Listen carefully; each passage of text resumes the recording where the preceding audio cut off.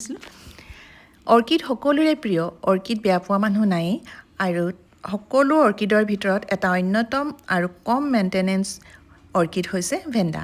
ভেণ্ডা বৰ্তমান মোৰ ওচৰত উপলব্ধ। যদি আপোনালোকক কাৰোবাক লাগে মোৰ ওচৰত পাব। যিটোৱে কালাৰ লাগে আপোনালোকে স্ক্ৰীনশ্বট ল'ব আৰু মোক হোৱাটছএপ কৰিব। হোৱাটছএপৰ নাম্বাৰটো মই স্ক্ৰীনত দি দিম।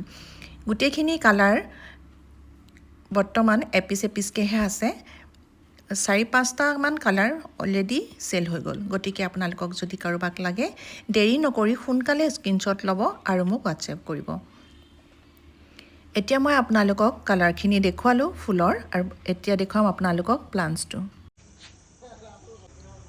নমস্কাৰ, আজি মই আপোনালোকক দেখুৱাম ভেণ্ডা।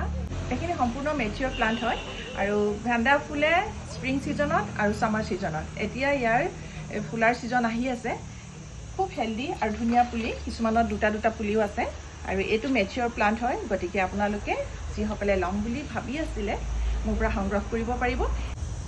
ভেণ্ডাবিলাক হেল্ডি আহিছে, আপোনালোকে মিছ নকৰিব, সোনকালে মোৰ পৰা সংগ্ৰহ কৰক। আৰু যিমানখিনি ভেণ্ডা আহিছে প্ৰত্যেকৰে এটা কালাৰহে আহিছে। ইয়াত 2টা পিচ অহা নাই, এটা পিচে আহিছে প্ৰত্যেকটো কালাৰে। আৰু আপোনালোকে যিসকলে ভেণ্ডা ল'ম বুলি ভাবিছে তেখেতসকলে মোক হোৱাটছএপ কৰিব। স্ক্ৰীনত মই নাম্বাৰটো দি দিছোঁ হোৱাটছএপৰ, আৰু তাতে মই আপোনালোকক ভেণ্ডাৰ যিখিনি কালাৰ আছে সেই কালাৰখিনি কেটলগ দি দিম। আপোনালোকে তাতেই চিলেক্ট কৰি মোক হোৱাটছএপ কৰিব। আমি যিকোনো অৰ্কিডতে এইটো চাফ ফাংগিচাইডটো স্প্ৰে কৰিব লাগে, কাৰণ ফাংগাছ লাগেই অৰ্কিডত। আৰু গ্ৰ'থৰ কাৰণে, ফ্লাৱাৰিঙৰ কাৰণে NPK 2020টো স্প্ৰে কৰিব লাগে, কাৰণ এই দুটা আমি 10 দিনৰ মূৰে নহ'লে 15 দিনৰ মূৰে স্প্ৰে কৰিব লাগে। আৰু মই আজি এই দুইটাই স্প্ৰে কৰিম আৰু আপোনালোকক দেখুৱাম, কাৰণ এইখিনি নতুনকৈ আহিছে। নতুনকৈ আহিলে আমি চাফটো মৰাটো অত্যন্ত প্ৰয়োজনীয়, কাৰণ তাত ফাংগাছ লাগি আহে। লগতে এইটো গ্ৰ'থৰটো মাৰিম। যিহেতু এতিয়া ফুলাৰ সময় হৈছে সেইকাৰণে আমি বেলেঞ্চ NPKটো সদায় স্প্ৰে কৰিব লাগে। মাহেকত আপোনালোকে 2বাৰ নহ'লে 3বাৰকৈ স্প্ৰে কৰিব লাগিব।